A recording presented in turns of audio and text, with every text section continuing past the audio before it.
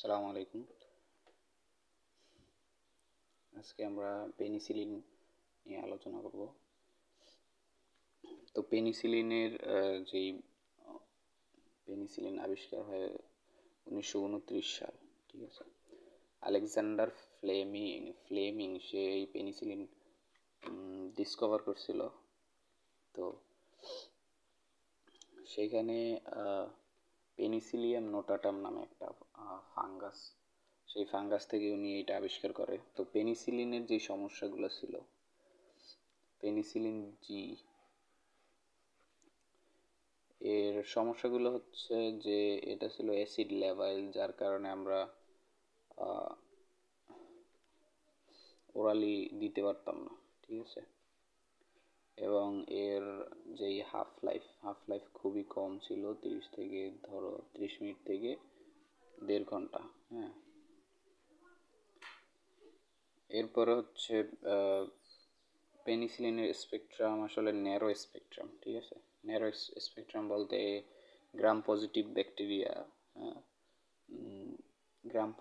Bacteria, streptococcus, ঠিক আছে, streptococcus. তারপরে গ্রাম নেগেটিভ কক্কাই, যেমন হচ্ছে মেনিঙ্গোকক্কাই।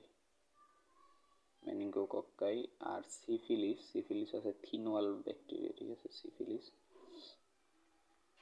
সিফিলিস। তো এদের বিরুদ্ধে মোটামুটি ইফেক্টিভ ছিল। তো এরপরে আমরা এই যাতে ওরালি দেওয়ার জন্য আমরা নতুন একটা প্রিপারেশন করছি, সেটা হচ্ছে পেনিসিলিন ভি, ঠিক আছে। পেনিসিলিন ভি আসলে স্ট্রেপ্টোকক্কাস অরিয়াস এর বিরুদ্ধেই বেশি ইফেক্টিভ, ঠিক আছে। তো এগুলো ন্যারো স্পেকট্রাম।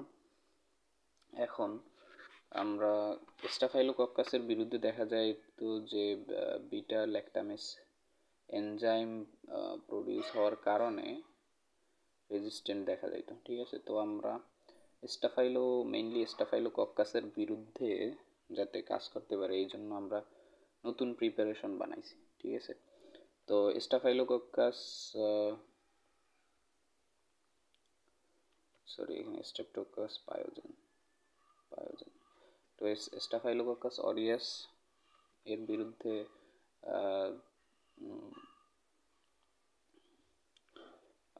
কাজ করার জন্য আমরা কি কি পেনিসিলিন সিনথেসিস করছি, এগুলো হচ্ছে, প্রথমে আমরা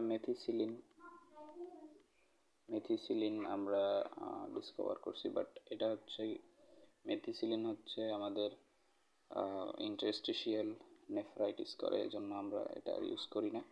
তো এরপরে নাফসিলিন, ডাইক্লোক্সাসিলিন,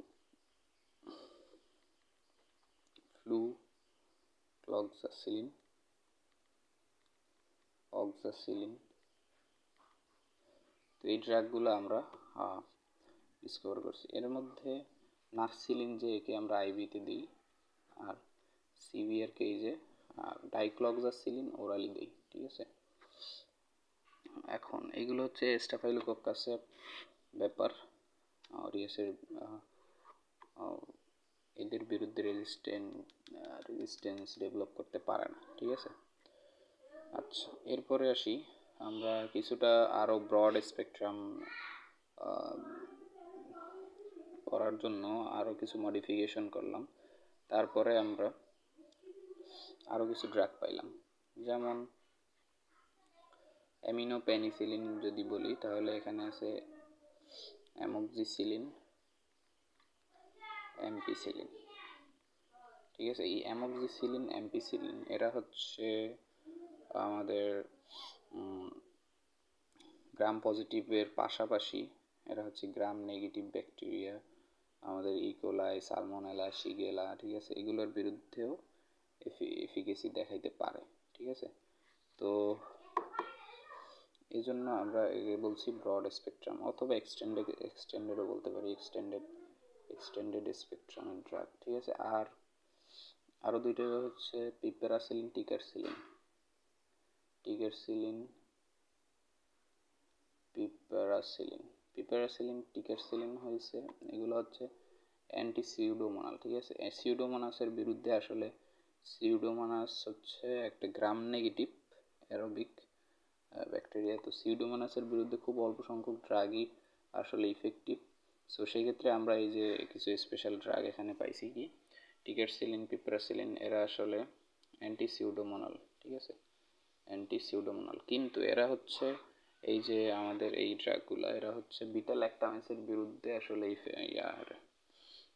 রেজিস্ট্যান্ট না।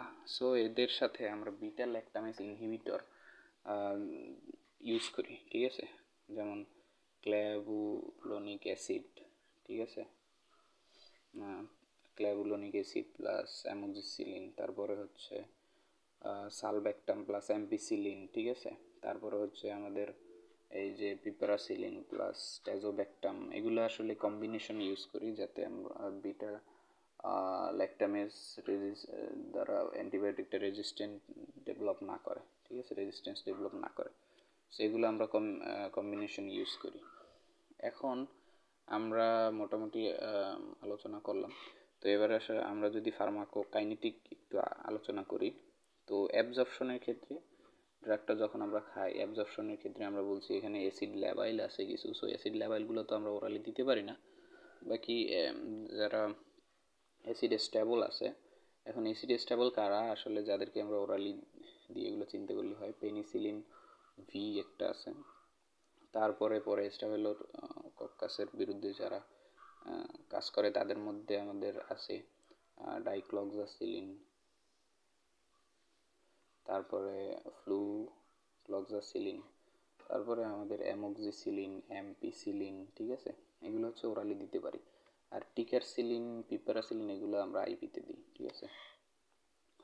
এখন অ্যাবজর্পশনের ক্ষেত্রে খুবই র্যাপিড অ্যাবজর্পশন হয় এবং মোটামুটি বায়োঅ্যাভেলেবিলিটিও ভালো। তবে এখানে একটু কথা আছে যে অ্যামোক্সিসিলিন বাদে বাকি যারা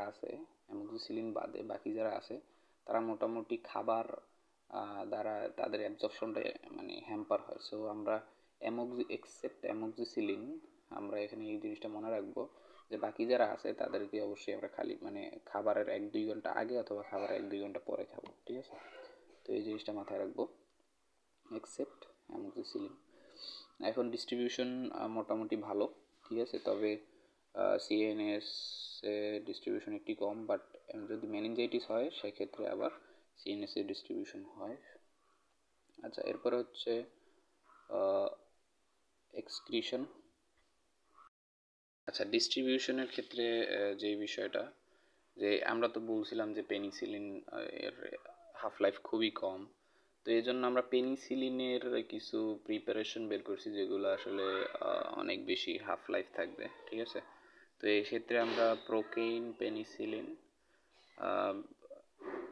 ডিসকভার করছি, আর একটা হচ্ছে বেনজাথিন পেনিসিলিন, ঠিক আছে, বেনজাথিন পেনিসিলিন। তো বেনজাথিন এগুলো আমরা আইএম রুটে অ্যাডমিনিস্টার করি, তো ইন্ট্রামাসকুলারে দেই। প্রোকেইন হচ্ছে 24 আওয়ার্স আর এটা হচ্ছে 10 days, ঠিক আছে। তো এগুলো হচ্ছে লং প্রিপারেশন। আচ্ছা, এক্সক্রিশনের ক্ষেত্রে কিডনি দিয়ে এক্সক্রিশন হয়। এক্সক্রিশনের ক্ষেত্রে আমাদের কিডনি দিয়ে এক্সক্রিশন হয় প্রায় টোটালি সবই। তো 90% হচ্ছে আমাদের অ্যাক্টিভ সিক্রেশন আর 10% গ্লোমেরুলার সিক্রেশন। তো এখানে যেটা মনে রাখতে হবে, সো এখানে কিডনি ডিজিজে আমাদের ডোজ কমাইতে হবে, কিন্তু এখানে বিলিয়ারি এক্সক্রিশন হয় কিছু কিছু ড্রাগের। বিলিয়ারি এক্সক্রিশনের ক্ষেত্রে আমাদের ডোজ কমানোর দরকার নেই। যেমন কারা এগুলা, এইটা মূলত হচ্ছে আমাদের যেই স্টাফাইলোককাস অরিয়াসের বিরুদ্ধে যারা ইফেক্টিভ ছিল, যেমন ওখানে ছিল কি আমাদের হচ্ছে নাফসিলিন, ঠিক আছে, তারপর হচ্ছে ডাইক্লক্সাসিলিন, তারপরে হচ্ছে ডাইক্লক্সাসিলিন, নাফসিলিন, তারপরে হচ্ছে কি ফ্লুক্লক্সাসিলিন। এদের আসলে এদের ডোজ অ্যাডজাস্টমেন্টের দরকার নেই, ঠিক আছে, কারণ এরা বিলিয়ারি প্লাস কিডনি দুইটা দ্বারাই এক্সক্রিশন হয়। এখন আমরা যদি বলি যে অ্যাডভার্স ইফেক্ট এটা খুবই ওয়েল টলারেটেড ড্রাগ, এদের তেমন একটা অ্যাডভার্স ইফেক্ট নাই, বাট হাইপার সেন্সিটিভিটি হইতে পারে খুবই কম পার্সনের ক্ষেত্রে, 0.5% কম ক্ষেত্রে হাইপার সেন্সিটিভিটি হয়। সেরাম সিকনেস, তারপর হচ্ছে আর্টিকারিয়া, ঠিক আছে, এগুলো হইতে পারে, স্কিন র্যাশ, এগুলো হইতে পারে। এখন মেথিসিলিনের ক্ষেত্রে তো আমরা মেথিসিলিন ইউজ করি না, ইন্টারস্টিশিয়াল নেফ্রাইটিস হইতে পারে। তারপরে হচ্ছে নাফসিলিনের ক্ষেত্রে হচ্ছে নিউট্রোপেনিয়া হইতে পারে। তো এগুলা তারপরে ওভারডোজ হলে জিআই ইফেক্ট কিছু দেখা দিতে পারে। বাকি মোটামুটি ওয়েল টলারেটেড একটা ড্রাগ হচ্ছে আমাদের যে পেনিসিলিন।